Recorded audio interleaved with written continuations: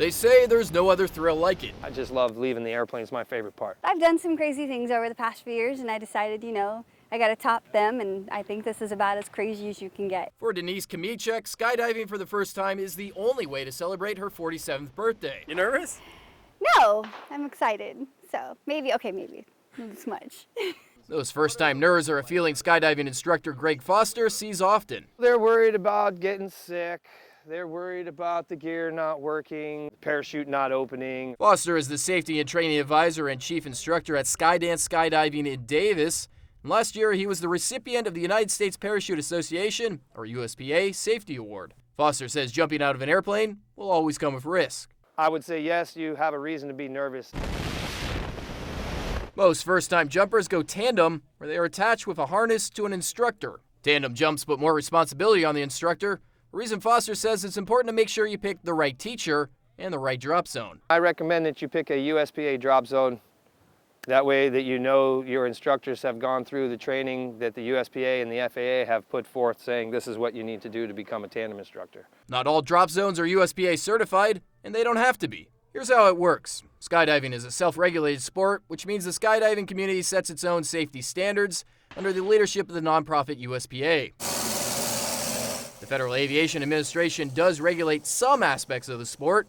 These rules focus mostly on the pilot, the plane, and parachute packing. USPA issues licenses, which skydivers must have, in addition to setting safety standards for jumping.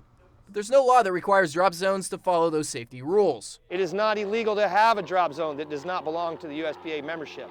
There's plenty of those around the planet. And one of those is in Northern California.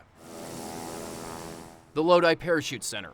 In August, Tyler Turner, a first-time tandem skydiver, died, along with his instructor, Young Kwan. The USPA says Kwan had no certification to teach tandem jumps and was never a member of the USPA. Ed Scott, executive director of the USPA, says Kwan and Turner's death have kicked off an investigation into the Lodi Parachute Center. I really still don't know what their standards are. Lodi Parachute Center owner Bill Doss declined to answer our questions, but issued this statement to Fox 40, which reads in part, quote, "All the instructors at the Parachute Center meet the federal requirements provided by the Federal Aviation Administration. So if you're ready to take the leap, how do you know if your drop zone takes safety seriously?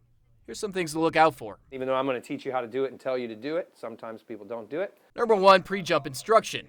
Your tandem instructor should explain to you in detail what your gear does, how to use it, and how to land. You may be asked to take a class or even practice jumping from a plane. So pull on the ball like you want a parachute to come out. Number 2, the cost. Compare the cost of prices at several skydiving facilities. Be wary of prices that seem too low. It's just like a pair of shoes. The cheapest option is not normally the best. Number 3, licenses. Each instructor must be licensed by the USPA and should be able to show you a ratings card to prove it. If they don't have one, don't jump. We have them all printed in the room on the board. Number 4, organization. Instruction may be moving fast, but you shouldn't feel rushed. You should already be wearing your gear and receive your pre-jump instruction before you get on the plane. I personally don't enjoy watching people run to the aircraft that don't have their rigs on yet. Number 5, USPA group membership. If you want to jump at a drop zone that meets the USPA safety standards, ask staff members if the facility is a USPA group member. There's always risk, but skydiving fatalities are rare. About only 1 person per 200,000 jumps in a year, according to the USPA. Foster and Scott agree the sport is getting safer every day. I believe for sure that it's safer than driving on the highway by a long stretch. Jumpers say the risk is worth one of the best thrills on the planet. Time to start living life.